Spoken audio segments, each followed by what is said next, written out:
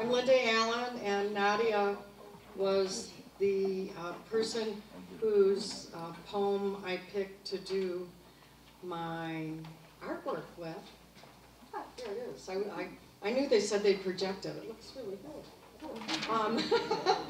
And as a visual person, it's really hard for me. I'm so intrigued and envious of people who are wordsmiths, but I'm a visual smith.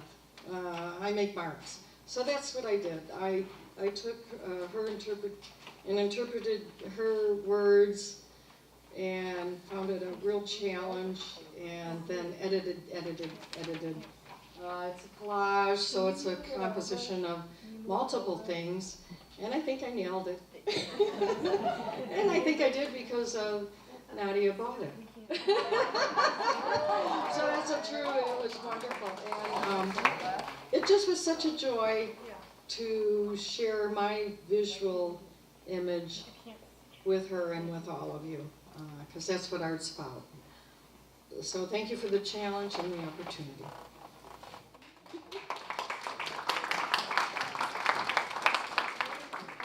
Nadia, we'd love to hear you read the poem that inspired Linda. My poem is called Bird Song, ending on 2 lines by Rumi.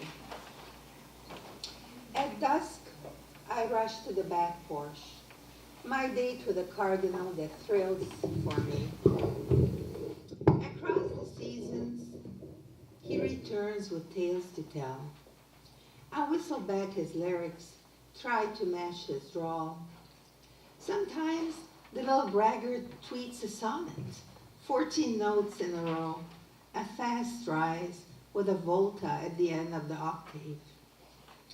In the East, it is rumored that birds are natural poets, creatures of augury who praise creation in secret ways.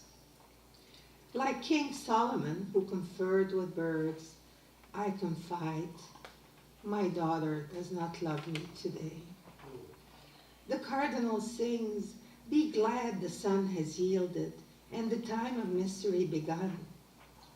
He tells me of Hoopoe bird and his ancient psalm, the kingdom belongs to you, you, O owner of all that is owned. الملك لك يا صاحب الملك. And I say, please, universal soul, practice some song or something through me. Thank you.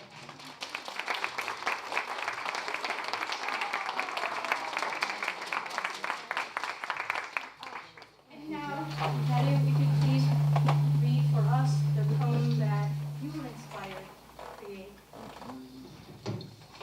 Well, I was inspired to create a poem in response to the visual artist Terry Burton's Get It Straight, Detroit, She Is Someone. And he wrote straight, S-T-R-A-I-T, as in a connection, a connecting body of water between two, perhaps related, perhaps not, different bodies. And it reminded me of Detroit, how we are, despite our differences, connected, or should attempt to connect, both the present and the past, and our current myriad groups that compose this city. So my poem is called The Detroit River Dreams of the City that grew from its flanks. Like almighty rivers, it has seen upheavals. A child breastfed in gospel becomes queen of soul, says a little prayer. Fields of war gather in corners. Churches huddle in rain and smog. Lost boys wipe tears of blood. Douse songs over an eye, a jaw, a liver. Voices rumble like an underground railroad. New lyrics riot. Lead a revolution for respect. A resurrected walkway answers amen. Thank you.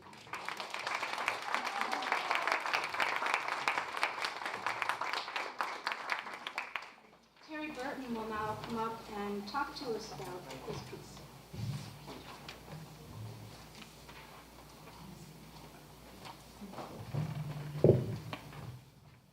Hello, folks. Hello.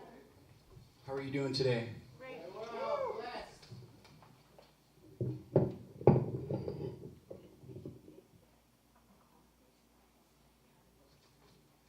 So, what do you think of this painting? Reminds me of Detroit, of course. And when I made this painting, I was thinking, if Detroit were a painting, what would it be? Would it be a rose or a dandelion growing out of the cracks in the sidewalks? A happy child playing on the blighted east side streets, their hopes and dreams of shared resurgence? Or a portrait of new Detroit, 7.2 square miles of newness and awe? Would it be the fading sounds of my father's assembly line? May he rest in peace. GM's slow decline. His son looking towards the future. If Detroit were a painting, what would it be? And that kind of takes me into the next poem by the distinguished Ryder Bush, and his words, his wonderful words.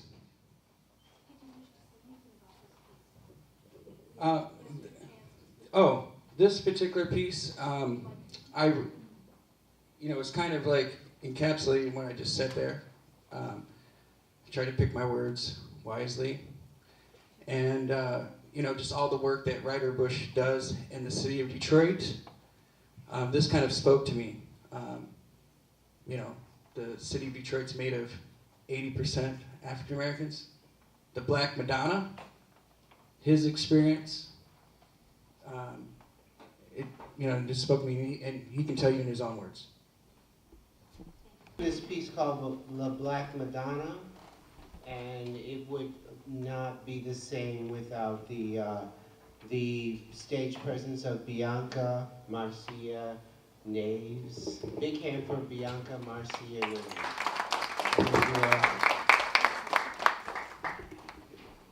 This is called The Black Madonna, and Terry drew this piece, made this piece based on this poem. It's ekphrasis backwards, call and response. And big thanks to the church, and big thanks for the people who put this on, because I would not have met Terry otherwise, and I would not have met Bianca. So this is a coming together, a commingling. God bless you all, and thank you very much. The Black Madonna. Life is a mystery. Everyone will stand alone. I hear you call my name, and it feels like home. When you call my name, it's like a little prayer. I'm down on my knees. I always felt like mother's only begotten son when she read me the exploits of winking and blinking and nod, sailing off in a sea of dew. Or when she held me up by one arm and spun me around like a dreidel, running, spinning nowhere, spinning, turning back into myself, while she beat the hell out of me with a white extension cord, then would drop me to the floor that spritzed her hardwood floor. After that tough love, she would cast me down to my room for hours. Her only mercy, a stick of Johnson & Johnson's cocoa butter. Then miraculously, I'd hear her call my name, and it was like the voice of God answering my prayer. The purple welts would remain for months, but she always forgave me for whatever I did at the age of 5 to make her beat me bloody. Sometimes it was for eating, writing, or opening doors with my left hand. Sometimes it was for mocking her when she did or said something funny to a child, not an adult, not an adult who had the godlike power to suspend me in midair and spin me around like a dreidel. The last time she held my arm was to drop me on my father's porch. She rang the bell and ran off to be a dancer. It's probably blasphemy to imagine God as a go-go dancer. Soon I fell to my knees and prayed for my mother. I fell to my knees and prayed for my mother.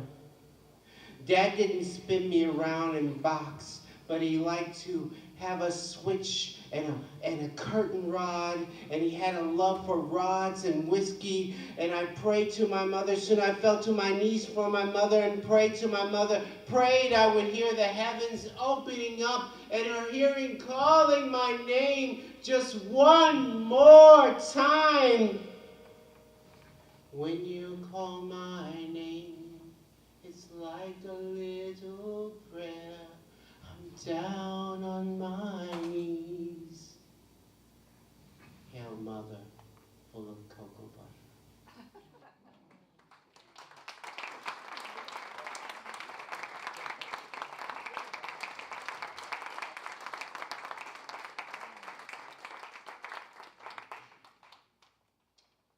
Okay, the next piece is called Sanctuary. This is based on a piece by Carol Accusa.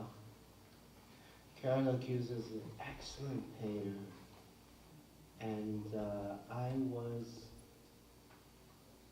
the first to pick out that painting, and I looked at that painting and I said, what does it mean to me? I saw a bait shop. Somewhere in there in small words it says bait shop, and it has a pier and a wharf. And I said, what does it mean to me? And I'm going to share with you what it means to me. I call it sanctuary. The day is still. It is quiet and cool, and a perfect day for homemade soup. And I'm standing in front of my easel, across from a bait and tackle, watching raindrops dribble, while I paint a portrait of paradise, a watercolor of a wormery it lands in, a rain-soaked still life on stilts. An unpainted shed with buckled wooden planks serving as a last stop for weakened fishers seeking respite from a world where ignorance is religion and cruelty a virtue. On its wall, large letters spell out bait shop. And from 6 to 6, someone inside sits and answers questions about worms, red worms, night crawlers, earthworms. For amateurs who can't clean fish and who more and more lately want to keep minnows as pets. The shop sells only live bait to avoid returns. Anything someone buys or does not return or use dies. Love is a dream full of lies, not long possessed. Nothing more miserable than a man alone on an angry lake, attempting to control that which he cannot. Over the lonely skeleton of this dreary bait shop, I paint an imaginary arena, my emerald city, my antique Kansas, and I marry this reality with memories of you. I painted through the remnants of rain this morning. By noon the sky wore a double breast of dingy white, to which I added a dash of color with a rainbow handkerchief, making the day more like the happy ones we shared. But the lake waters remained dark and danced angrily, heedless of their cues, unwilling to take direction and become still. A bird is perched on one of the piles of the pier. Once you and I were here on a sunny day painting, and I had you sit still for so long that soon the birds were all over you like a statue, all over my canvas and my palette too, but I didn't paint them well as they could not stop moving. An artist at their best is honest and paints what they know, because like everything I do, it's really you. You are what I know. And when the paint dries, I'll know again with certainty that I loved you truthfully, passionately. I'll know I have put everything onto love's canvas and held nothing back. As I paint, I think of the people who still tell me how good you were to them, how honest and plain spoken, how beautiful, and how to strangers you always look familiar, like someone they knew or should know. But I was the one allowed to know the truest you, the surreal you, the dreamer in you. Your rainbows, your thousand suns, your infinite jest, your static routines and your crazy wisdom, your sudden flashes of mirth, the thunder of your furrowed brow, the safety of your embrace, the sanctuary in the crook of your arm. I'm rudderless without you, lost a knee without you, losing a second hip without you, hairline further back without you, fingers cannot curl without you, heart cannot break without you, and the glasses, I always seem to grab the wrong pair without you. So I paint you. I paint a truthful day to replace the portrait over the mantel, above the diplomas in the pimento jar of fallen teeth, in a home that was always way, way, way too cold. I'll play scratchy old records that have suddenly become new. Around in circles, I'll dance with you. An old man in a rumpled red sweater, wearing the wrong glasses and missing a few teeth, dancing with your portrait until the moon becomes the sun, doling out his days like precious pills, forgotten amid the constant struggle to keep warm. I gave your pretty clothes to the army in exchange for salvation. It was a bargain, but the good deed was tainted because some of your dresses, the ones we bought special, I just could not give away. Just could not ever imagine anyone else wearing. They still hang in the closet, phantoms, but as real as the sounds of the waves that I paint, lapping beneath the buckled boards of the bait shop as I stand alone on this pier, a blotch of red in the background of a painting, only visible to the naked eye of birds and God. Sometimes I stare at your art and drink bitter spirits until the moon becomes the sun, while I think of you and of the way you told me words too good to be true, such as, till death do us part, or I do.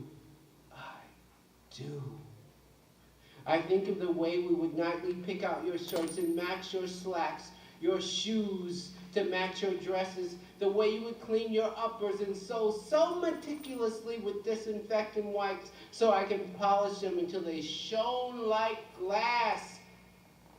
I shared my heart with you, conjoined by an organ of fire. Then a jealous God took you away from me. I lost my center. All my seasons now are winter, and I await therein not with rage, but with a whimper. I am a worm lying dormant in a bait shop cooler. Only death and the prick of the hook are real. The red sweater, yeah, I still have the one you gave me, the one that zips, The lining has unraveled and worn itself out. It leaks fibers everywhere like memories of a love that never dies, though all else is forgot. The reasons people die are varied and unfathomable, but depending on our proximity to them, we can bring them back. The way one cuts a rose bush down to its branches, and still it keeps growing back, back, back from the brink. So I paint 1,000 portraits till you come back to me, and now I look upon my finished work and see a wharf roofed over with rainbows, an old man in a ratty red sweater at the side of a boat which he is not ready to board, an all-seeing bird on a jetty's pile, cotton clouds the color of dirty snow, and in their rolling midst a triptych of two lovers who meet, embrace, and depart. You are and will always be as close to me as your childlike laugh in my ears when I carried you lighter than air over the threshold of our first house on Fowl Street the day we wed, and though you have fled, not even death can divorce us. May God forgive me for ranting of things I cannot change. I'll take you back home now. There is still enough daylight for homemade soup and desserts, and then I'll sit very still,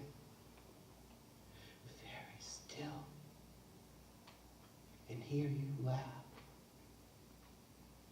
Sanctuary is found. Ryder has felt inside of me and just grabbed everything I think and how I feel, and my whole life I heard as he talked. Not that I was ever abused as a child, but the whole life, all the experiences seem to come through his poetry. I think you agree. Myself and feel the sanctuary, as Ryder says. The feeling of being just so complete with God and being there. I loved the unpainted shacks of the fishing villages. When I was in Nantucket, the whole old wharf with houses falling down and fishermen saying nothing and being not there anymore. But I felt their presence and I felt the smell of the fish, and the birds were all over my palate and all over everything. But I didn't realize it until they stepped on my feet, and I said, what's that? Somebody's here with me. I paint from my heart and my soul and with my spirit, and my whole life is there each time I go out to paint, because God is with me and my spirit just sings. So thank you. Poem that is written on this, and again expresses my time painting outside.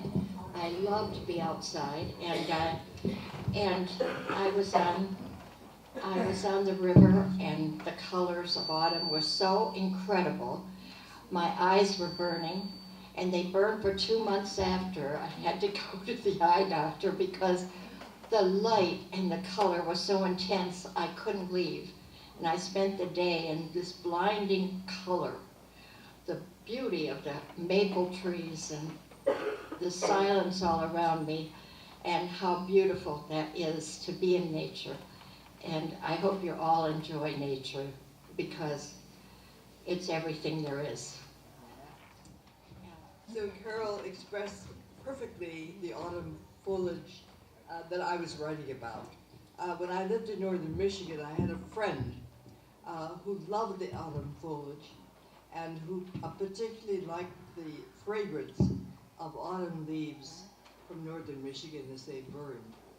she had to go and live with her daughter, and her daughter lived in Hawaii.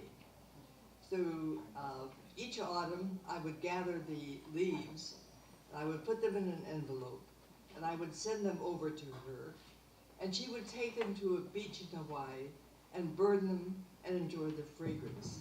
So that's what I was expressing in this poem, The Exile.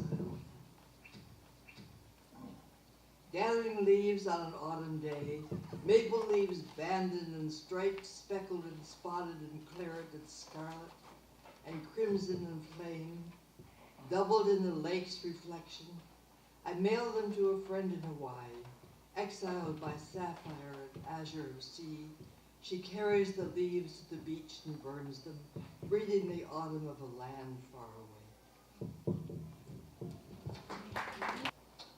So I was going to, when I saw the wonderful picture, I was going to write something about nature.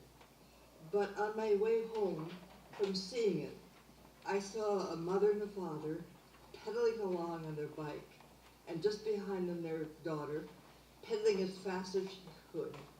And I thought about my own childhood. I was a sickly child, and my parents wouldn't let me learn to ride a bike. And of course, they themselves had never been on a bike in their lives. So I imagined what my childhood might be had I been allowed to ride a bike then with my parents. And this is how I pictured it. Here they come, Mom and Dad biking, daughter's legs pedaling fast, T-shirt, shorts, no socks, Dad's laces untied. And here are my parents. I pictured my dad riding a bike, wool suit, Stetson, button collar, silk clock socks, shiny floor chimes, laces double tied. Mother in silk, pale hands, bright polish, hair in tight waves, single strand of pearls, high heels on the pedals, purse swinging from the handlebars. Don't look for me, I'm sickly. Forbidden bikes, their balance a lie. The teetering and wobbling too risky for an only child. And then, before I get to the last stanza, when I was 30, my father taught me how to, my husband taught me how to ride a bike. We won't go to Floyd. My husband taught me how to ride a bike. And so very proud, I rode that bike to my mother's home. And Mom at that time lived about a mile away. So I turned up at her house with the bike, and she said, "Oh my goodness." And she put the bike in the back of her car in the trunk, and she drove me home. So here's the last stanza. My birthday, a bike for my husband. I practice all week, ride to my mother's. She places the bike in the trunk of her car, and she drives me home.